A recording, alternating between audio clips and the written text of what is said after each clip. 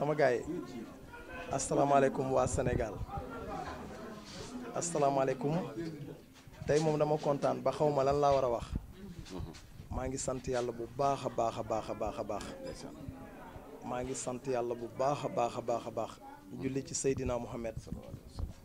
sant samay waajur sant sama yaay ak sama papa bu baax sant samay mbokk sama famille jërë-jërë yëpp nag maa ngi leen di sant sama mag yëpp maa ngi leen di sant bëgguma lim kenn di bàyyi kenn sama mag yëpp maa ngi leen di sant sama rakk yëpp maa ngi leen di sant sama doom yeeg sama jarbaat yëpp maa ngi leen di sant tey nag dama kontaan li tax ma kontaan mooy bi ma gestoo ku mel ni sama papa sama mag sama xarit muy Alaaji Vieux Seck dafa bàyyi yite yëpp jóge ba Kaolack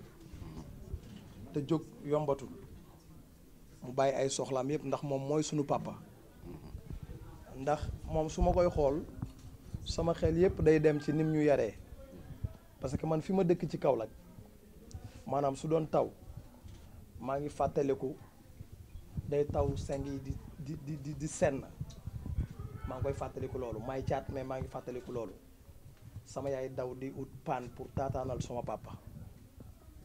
donc moom à l'âge de 14 ans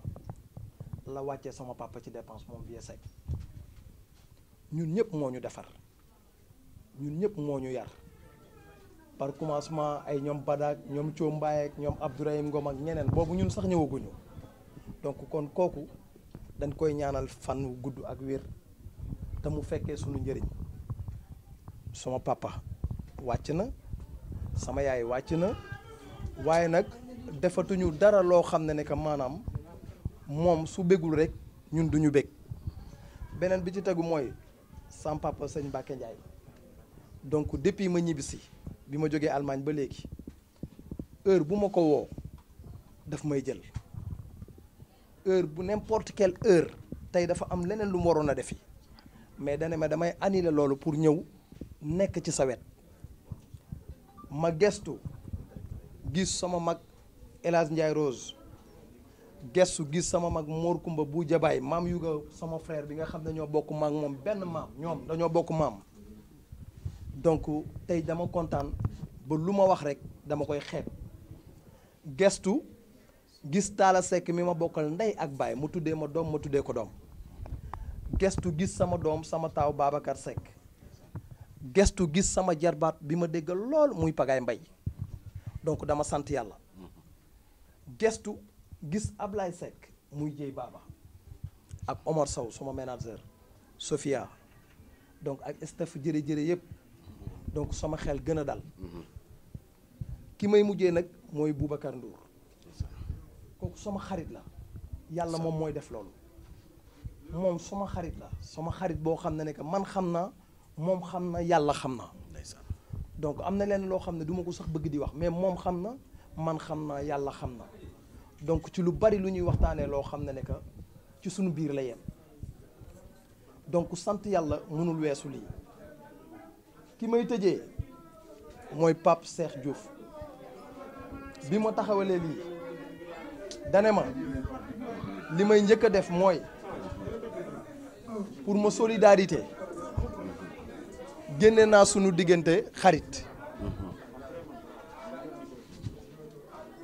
génne naa sunu diggante xarit ma ne ko loolu mooy lan mu ne ma studio bi dama koy louer pendant 1 mois 15 jours dama lay fay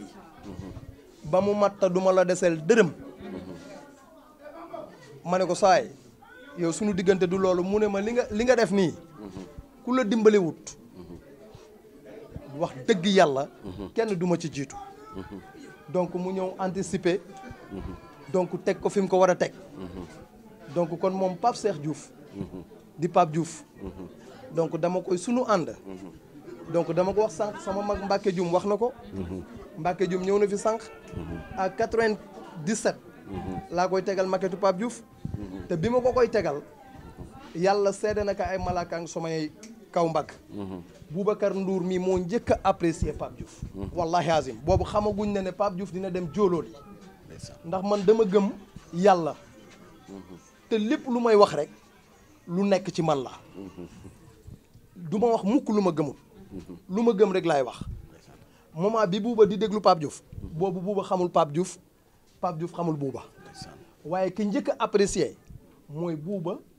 ak Viviane Bouba yor watawat seen kër am jóoloole Prince Art tey lañ koy wax Bouba di xëj Bouba dama ne ko dama la bëgg a dénk Pape mu ne ma déet comme Ibou bëgg na ko def benn la ñun ñëpp a koy defandoor parce que ñoom xam nañ sama digganteeg jëmm ji ni ñu mel kii musique boolewuñu dafa am benn baat bu ma koy wax ma ne ko ñi nga doon àndal ñu jig la bu leen bàyyi mukk ku mel ni Mamane Thiam ku mel ni Assane Faye ku mel ni Modou Mbaye Tama donc ñooñu lu ñu lekk ci kii rek ay góor la ay dañ ko war a lekk parce que loolu dafa nekk lu yàgg kon jëmm ji sama diggante ak moom dañoo bokk ndey ak baay moo tax du ma ko jëy du ma jëy sama benn mag dafay wax loolu saa su ne Alaaji Ndiaye Rose danaan koy àndal te dëgguwul wax day dëggu maanaam xam nga wax buñ ko raayante parce que ku ne yaa ngi ci àdduna te yàlla di la dimbali yaa xam jaaykatu gerte nga yaa xam loo mënti def ci àdduna donc moom sama zimo la sama xarit la li Bouba di wax Bouba keroog dama ko seeti comme ni ma koy wax mu ne ma di nga tax dinaa delluwaat ci musique parce que loolu dañ ko séq xam nga ne Bouba ñun Sénégal fii Babacar xam na li may wax ñun dañu doon fay loo xam ne li ñuy fay suñu doon def Viviane daf ñuy fay lu ñuy fay nit ñi disque international pour jël temps pour bëgg a def lu baax donc kon ñun tolluwuñu fenn foo xam ne que dañuy wax ci nit naka su dut noonu wala wax lu ñu gëmut parce que liñ ma am tey ji maa ngi koy sante sumay waajur ndax lebu ma banque lebu ma Samba lebu ma Demba waaye léegi nag sama jabar dafa baax trop sama soxna dafa baax trop sama soxna su amee lu ko métti su ma amee man lu ma métti du nelaw dama doon jógee fii di jënd benn machine bu cher mu ne ma fooy jëlee lii ma ne ko su dee li ma sama yaay ñaanal dëgg la ak samay mag ak sama famille lii may song dinaa ko daal donc kon moom aussi tamit maa ngi koy ñaanal te xam na ne que lii teeñ bi rek la donc dafa am lenn loo xam ne que moom moo ko fi liggéey li ma koy ñaanal mooy yàlla nañu yàlla lafal cat te mu xaar ko fii beneen bi ci tegu mooy fii kër gii dama koy répété waat sànq maa ngi koy wax moom dugg seegul moom Bouba def ne ma moom Pape Diouf dane ma génne naa sama diggante ak yow ni ñu mel ñëpp xam nañ ko damay anticiper bi mooy du ma la deseel 1 franc dama bëgg wone ñëpp ne que kër gii këru ñëpp la damay occuper studio bi damay fay normal comme ni su ma demoon feneen ni may fay ci biir loolu Jéy Baba ngi nii taxaw ak ñoom Sofia dafa ñëw rek mu ne ma ana waa bureau bi gars yi ne ko ñu ngi nii mu ne maa leen suba ne seen clim yëpp maa koy jënd moom moo ko def te yàlla seede na ko boobu maanaam lu ci bari yemm na waaye moom xaaruma ci dara parce que tolloon naa fi ay jamono yoo xam ne ci ginnaaw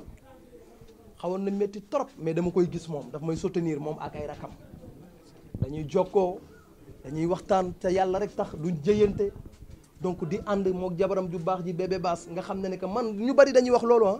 dama naan man bébé baas laa njëkk a xam nga Pape Diouf ñu bari xamuñu loolu bébé baas maa ngi ko njëkk a xam 95 Wembley bi may njëkk a joué ak Baaba Maal laa xam bébé baas boobu xamuma Pape Diouf première cassette Pape Diouf bi ñu koy def Mor Kuma Mbeng mii keroog dafa ñëw barkeelu yore cóol di tëgg ak Talla mi ak Babacar donc kon loolu famille la donc maa ngi wax presse bi aussi aw ma seen fay su ma limee damay juum bugguma lim mais ci musique damay njëkkee ci mag ñi Alaaji Baaba Maal nu ma mel tey ku ma respecté moom la ginnaaw yàlla julli ci Seydina Mohamed ak su may waajur ndax soo amee fukki at ak juróom-ñett maanaam nit yóbbu la fu ne ci àdduna bi fukki at ak juróom-ñett laa am Baaba Maal yóbbu na ma bi may jënd kër gi yi nii ñu ma taxaw tey moment boobu ci Baaba Maal laa nekk dama jógee Australie doon yàq xaalis rek ma ñëw sama yaay ju baax ji mère Sophie Mboup yàlla na yàlla guddal fanam jël sama xaalis mook sama papa du Ndiaye Rose ne ma waagaan de laay jëndali terrain fii su fekkee pare nga day dama bëgg yàgg waagaan ngeen taxaloo ma woo sama yaay woo Vieux Seck ñu ne ma mère Sophie lu mu def rek jox nañ la ndigal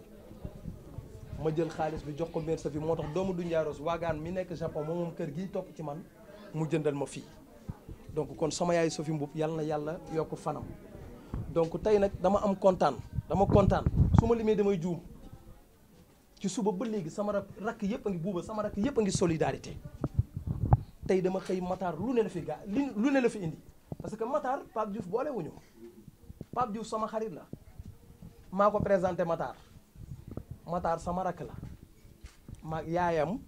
booli mi bokk ak yaayam Vieux Seck mii ci majorette yi mu doon tëggal la sœuru Matar cousine am Vieux Seck ñee ko jàngal tëgg donc ma nekk ak yaayam Kaolack donc kon àdduna di dox li ñi ma yoreel moo ne nag dafa bari kenn ku ci nekk dafa am lu ma séq ak yow ci musique may wax ku mel ni sama rak Ibou Ndour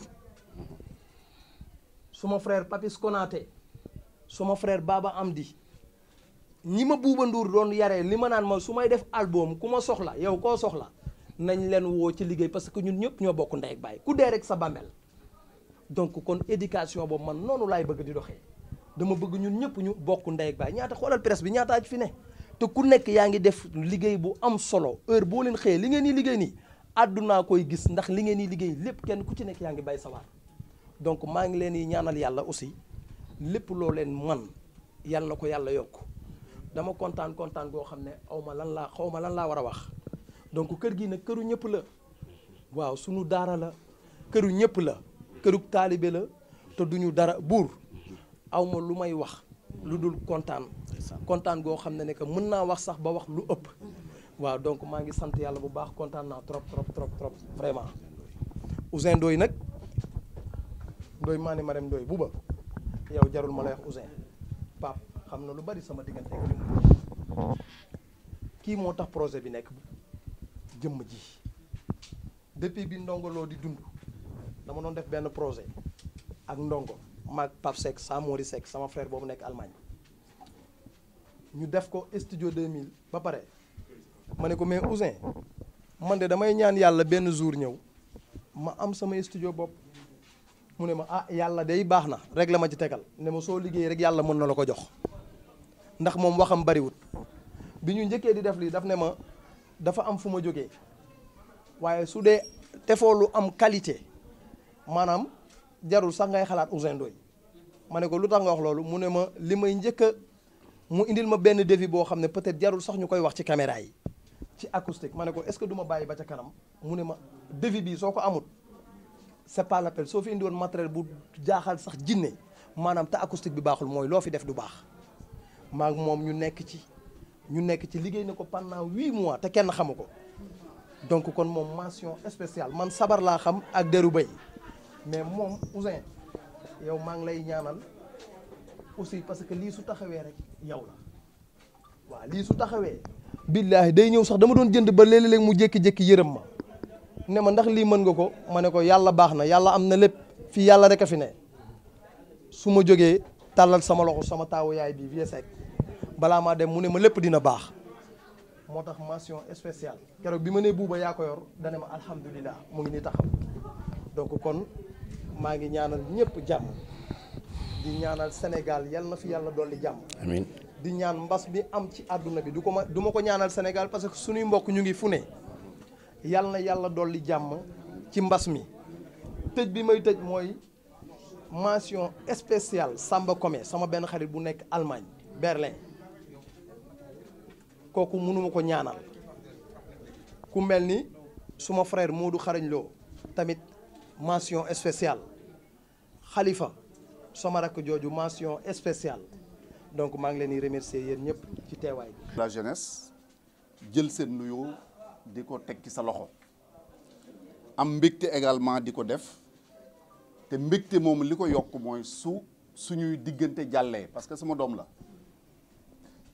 lii indi mbégte mi wala boog li ko yokk mooy olof yi dañ ne su ne diw baax na ñu ne mbaa mbokk yaa ko wax naka la ñuy xamee ne nit baax na wala boog ay mbokk naka la ñuy waxee ni diw baax na mooy su xewlee soo xewlee say xarit taxaw say mbokk taxaw ñi mënta ñëw sax wane ci façon bu bare ni bëggoon nañ fi teew gis ngeen par exemple image yi ñu doon xool léegi ngeen gis ci Baba Maal ngeen gis ci Pape Diouf gis ci ñeneen ak ñeneen ak ñoo nga xam ne xëy na ñi ngi ci yoon wi sax di ñëw te egseeguñu donc loolu dafay wane ni muy mbokk muy xarit ñoom ñëpp am nañu mbégte ci jaxasoo ak yow parce que yoon wi nga jaar la dëkk bi jaxasoo na soxla yi bari na xat-xat yi bari na de sorte que ñaari nit ak ñett bu ñu jógee ndax yow c'est parce que da nga leen ko jaral da nga leen ko jaral parce que da nga nekk ndaw loo nga xam ni da ngay servir d'exemple da nga nekk modèle parmi la jeunesse de notre pays du ñu la dégg ci lu dul noonu du ñu la gis ci lu dul noonu te leer na ma ni say mbokk duñ la fekk ci lenn loo yaa ngi ciy yëngu ñu du ci am kersa donc loolu doy na satisfaction lii nga xam ne moom nga taxawal aussi ambition moo tax nga taxawal xëy na du alal ju bëri du leneen ak leneen mais nit dafay am ambition soo jógee ni fii laa jëm yàlla sutural la ba fi nga bëgg a dem nga egg fa bari na ci ñun ñoo nga xam ni ma ko sama benn xarit journal di tooñee ni ma ba ngay jëkk ñëw Ndakaaru mbuus nga yor xamoo kër gooy fanaan et c'est vrai nga départ ci zéro dara di jóg di daanu gëm sa bopp et c'est important gëm sa bopp doo dugg ci loo warul dugg mais lépp loo yaakaar ne soo ko defee mu amal la njariñ amal njariñ sa askan amal njariñ sa famille nga nekk ci loolu yàlla di la jàppale ba suñu doon ni tey donc loolu dafa nekk exemple bon ku nekk mën na ko suivre dama dégg benn woyu Ismaïla Lo Bawol vous l'avez tous suivi jël butéel di jaay di for ay pot di jaay di for ay sagar di jaay ñu di la reetaan mais loolu daf lay jural loo nga xam ne ëllëg ku la romb daf lay ñee am na ñoo nga xam ne tey ay patron de presse lañu maa ngi déglu démb avec beaucoup de plaisir sur la RFM ñu invité Ndoye Bane muy wax un peu son passage ba mu dem armée génn armée nekk gardien fii ci benn affaire ñu di ko fay 45 000 ba benn jour am ko manqué ñun ko kaay def lii ci studio bi mu def ko petit à petit koy yëg bi egg fi nga egg tey donc kenn ku ngeen gis tey mu mel ni dafa am une réussite sociale su leen joxee parcours am ngeen xam ni parcours boobu kenn ku nekk war na ci mën a inspiré wu ba ëllëg ak si nga tegg fi nga war a tegg donc pour revenir Bakar dañu lay féliciter ci liggéey bi nga def nii te du yàgg di nga xam ni toutes les autorités du pays kontaan nañ ci li nga def en commençant par le président de la République jaare ko ci ministre de la culture ak ñëpp ñi nga xam ni dañu nekk ci secteur bi nga xam te liggéey yëngul parce que maa ngi koy waxee léegi sa frère Ablaye sport musique bu njëkk fo la woon mais léegi nekkatul fo mooy vecteur u développement mooy régulateur social damay wax ni bu ñu xëyoon ni musique amatul sport amatul LONASE amatul gouvernement yëpp daanu parce que ñoo ŋànk économie réew mi donc ñi nga xam ne dañu nekk ci musique di ci yëngatu art de manière générale presse bi nga xam ne ku exister yéen a tax bu presse amuloon kenn du xam kenn parce que tey ñi ngeen dégg ñu di leen coow ci dëkk bi yëpp activité bu ngeen dégg nit di ko def ci dëkk bi tey am na ñu ko daan def donc je salue mon frère Bouba qui vient d'arriver donc ça confirme li ma doon wax ne ñu bari ñi ngi ci yoon wi di ñëw donc lu fi nit yi def tey nay musique nay bëre nay tëgg sabar nay leneen ak leneen am na ñu ko doon def démb ak bëri démb dàq leen ko fuuf te ñooña xamuñu leen la différence tey mooy am nañ une presse très performante boo nga xam ni lépp lu fi ñu def ci lu baax ñu siiwal ko ba ñëpp joti donc la presse aussi dafa jouer un rôle important donc encore une fois Bakar am nañu une très grande satisfaction ni ma ko waxee lay rek li may wax mën naa ko wax ci turu toutes les autorités de ce pays là te ñëpp aussi danañu engagé wu jàppale la ba lii nga xam ne moom nga def incha allah rabbi lépp loo nga xam moom nga ci yaakaar yàlla defal la ko te gëm nañu loolu gëm nañ ko parce que ni ma ko waxee ci njëlbéen rek loo jàpp say mbokk jàpp ci say xarit jàpp ci mën nga am yaakaar ci ne loolu dana jëm kanam te it boo commencé dara tey suba nga gis yokkute ginnaaw suba ngay gis ci yokkute mën nga gëm ni fa nga jëm na nga fa egg donc encore une fois ñu ngi lay remercier bu baax a baax di remercier toute ta famille góor a jigéen mag ak ndaw di nuyu notre frère Bouba qui vient d'arriver et à travers lui mon frère ami Youssou parce que dafa bokk ci encore fa ni ñi nga xam dañuy révolutionner ce pays là ndax avant l'avènement de Youssou Ndour am na peut-être bët bu ñu doon xoolee musicien avant l'avènement d'un Tyson am na bët bu ñu doon xoolee mbër avant l'avènement d'un Sadio Mané ou bien de El Hadj Diouf am na bët bu ñu doon xoolee football kat donc ñooñu dañu nekk ay modèles yoo nga xam ni réew mi dañu leen amel njukkal donc encore une fois maa ngi dellu di leen gërëm pour ne pas trop tirer xam nga nag ñun benn volet bi booy wax da nga naan du ma ci sore waaw bu ñu du ma ci sore on parle pendant 1 heure de temps donc vraiment maa ngi yem foofu di leen dellu di leen gërëm bu baax a baax merci beaucoup. salaamaaleykum na ngeen def maa ngi leen di nuyu normalement bu doon keneen damay ñëw nuyu ko féliciter ko dem mais Bakane bu defee benn lu toll nii man dama ci am responsabilité parce que yàlla moom mooy boole ay nit et je pense que yàlla bi mu ñu boolee quand même mat na peut-être tey 20 ans musuma fàttaliku benn yoon bu ñu waroo amul jamais Bakane waxuma man mais musique sénégalaise en général ñëpp ñoo ko amal njukkal kooku moom je le dis haut et fort parce que non seulement dafa am talent mais dafa am yéene ak générosité boo xam ne moom la ji ci artistes yu Sénégal yëpp xam nga dafa am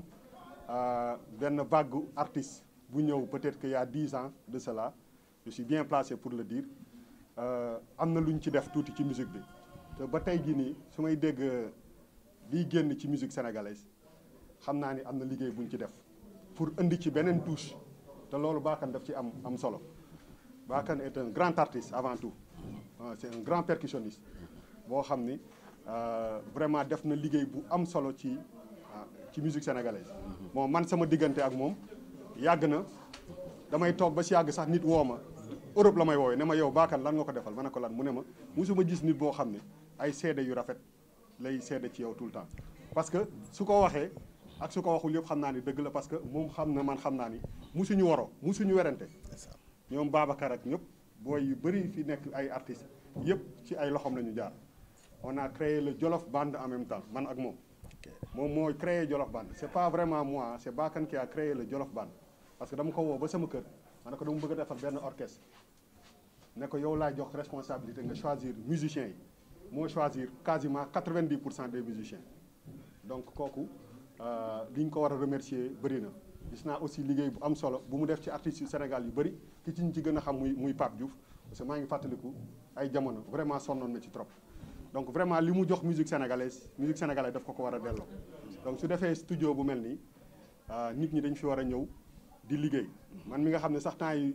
xawoon naa bàyyi tuuti xam naa dellu si waat tuuti ñu def ay affaire donc vraiment c'est un ami c'est pas musique bi moo ñu boole mais wóor na ma ni su ma amee benn xarit ci musique sénégalaise et ça je le dis haut et fort c'est Bakane Seck waaw bu dee kenn numéro 1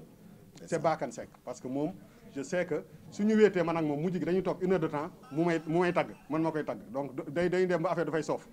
donc vraiment yal na ko fi yàlla bàyyi yal na yàlla vraiment wéral loxo yi ak talent bi te fii kër ñëpp la ñuy invité ñëpp ñu fiy ñëw man en tout cas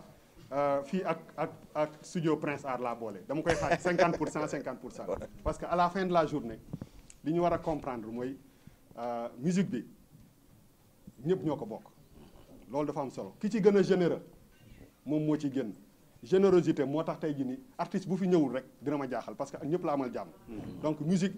pour ñi nga xam ne ñooy doog a ñëw parce que on est un peu bien placé pour le dire ki ci gën a généreux ki ci gën a mën a partager moom moo ciy gën a dem ci kanam te loolu responsabilité bu rëy la ci am parce que moom nekk na benn colonne vertébrale par rapport ak artistes yu bëri yu nekk Sénégal xam naa li ma leen wax donc te xam naa ni liggéey bi mu ciy def mooy vraiment ñu rataxal diggante yi àddina amul solo parce que boo gisee ñu taxaw fii ñun ñëpp sol ay masque di wax moom mooy lay wan ni àddina am na leen lu ëpp importance donc yàlla na ko yàlla mottali moo koy gërëm au nom de la famille yëpp famille bi yëpp mais xam naa ne ci famille bi man la ci jiital donc moo koy féliciter sama rakk ji vraiment di encore une fois di ko ñaanal di ñaanal ñi topp ci ginnaaw yëpp di inviter artistes yi ñu ñëw ci studio bi def fi ay kii parce que musique sénégalaise dafa war a dem ci kanam te moom ci moom ci ñu yaakaar ci la bokk donc maa ngi leen di gërëm di leen sant merci jërëjëf merci Bouba di nuyu sama grand yi ma fekk yëpp toute la famille ku lim jum am na ñoo xam ne Youssou Ndour la ñu tippoo yooyu waa côté bi donc dama leen bàyyi ak Youssou Ndour di nuyu monsieur le ministre di nuyu ñëpp vraiment je suis content mon frère je suis fier de toi et yal na yàlla yokk yëpp yal na la yàlla dooleel jërëjëf merci asalaamaaleykum wa rahmatullah maa ngi nuyu ñi fi teew ñëpp ginnaaw bi ma sante yàlla julli ci yonent bi sallallahu alayhi wa sallam di sant sunu ay waajur et am nag mbégte gu boo xamante ni am na commencement mais amul fin di wax aussi alhamdulillahi rabbil alamin ndax sama diggante ak Bakane histoire la démb la dama jógee Lemzo Jamono 98 ci même année bi ñu xamante effectivement xamal na leen ni que sama soxla la njëkk a xam que man effectivement moom nag yàlla moo ñu boole donc ni ñu yàlla boolee baatin la yàlla dogal aussi sama carrière lu may def rek day jaar ci moom donc loolu yàlla moo koy def may nuyu taawu kër ndeyam muy grand vieux Seck maa ngi koy ziar bu baax sunu xalifa la di nuyu aussi famille kër jabaram mais maa ngi koy njëkkee ci grand Mor Kouma Mbeng ak famem di nuyu aussi grand El Hadj Ndiaye sunu mag di nuyu aussi suma grand frère Boubacar Ndou nga xamante ni tey moo fi représenté famille suma mag Youssou di nuyu toute la presse sénégalaise et sama diggante ak Bakane nag histoire la